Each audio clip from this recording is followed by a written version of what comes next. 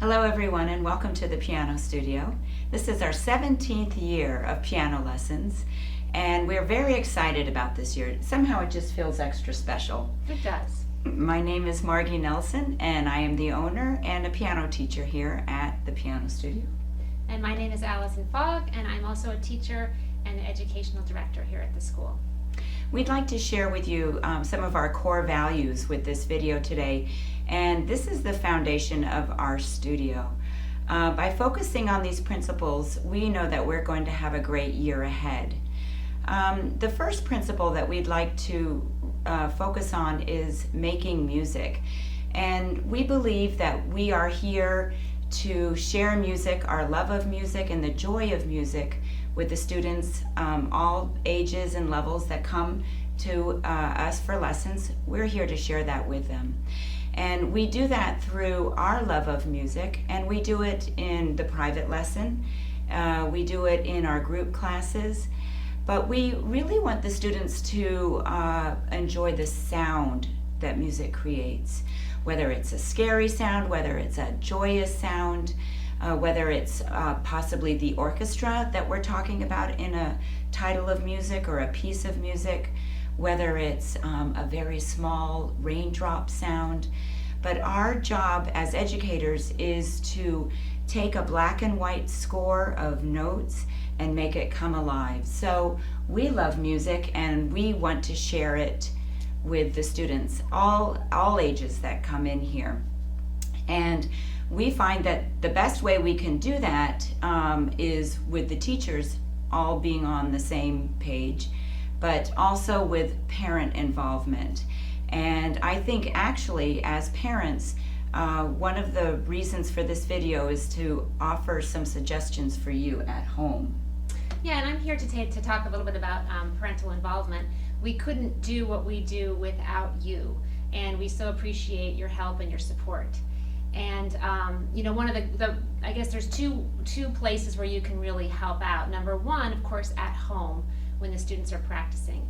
And I think what you can do is really just set up an environment at home that's conducive to your child being successful at the piano. And I just want to demonstrate a little bit of that right now. So one of the things that I see the most often, and the easiest things to fix, is that I will often see students sitting too low. And if they're sitting too low on the bench, their wrists are often down like this. So if you have a bench pad or you have an old encyclopedia, if you need it, or if the bench adjusts, make sure that they're sitting high enough so that you see sort of a straight line here as the hands are on the keys. The other thing that I will see very often is that students sit far too close to the piano.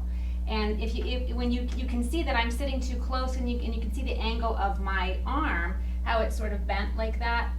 And what we really should have is that they were sitting far enough back that if we stretch our hands straight out, our knuckles will touch right here.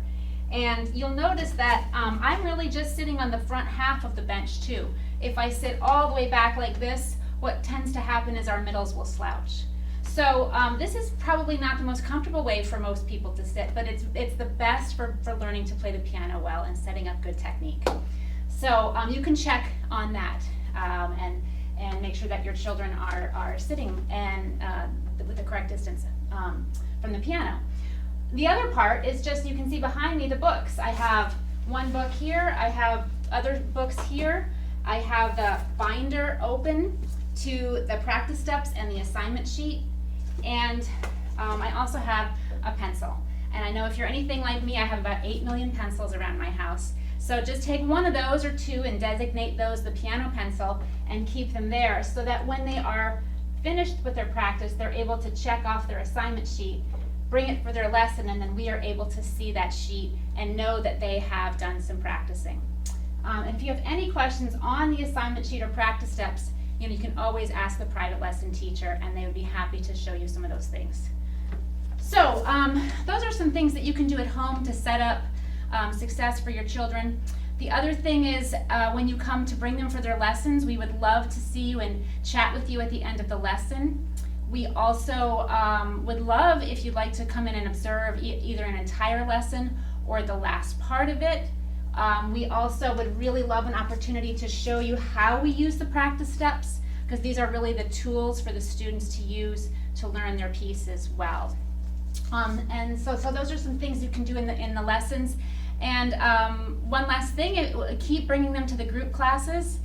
We love to see a full classroom of students, and I know personally from my Wednesday classes, I've seen and heard such improvement from last year. I mean, I've seen tremendous growth as musicians, and I think they really enjoy getting together in a social setting. I've seen an improvement in their confidence, in their tone, and their ability to listen to others and then discuss the music, which we hope will foster a lifelong love of music, like Margie mentioned at the beginning. So, thank you.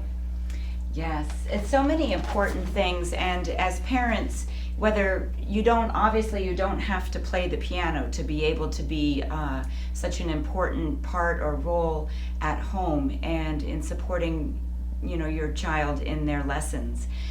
The other thing is that, the third thing that we do teach is obviously the piano, and we believe that our time with your child is extremely important, and we feel that we work hard at preparing for the lessons, and we want your child to be prepared for the lessons, and that takes a commitment on the child's part and on your part as well.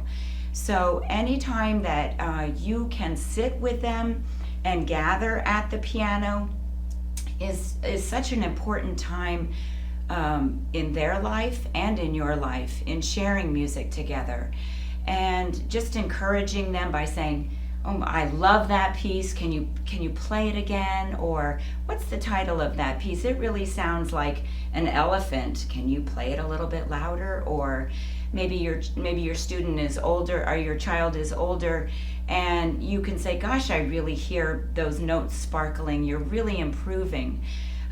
Any kind of time that you can spend in encouragement is so helpful for us. And so we know that we teach music, we teach students to be responsible and how to play the piano, but gathering at the piano can be so important with our time with them.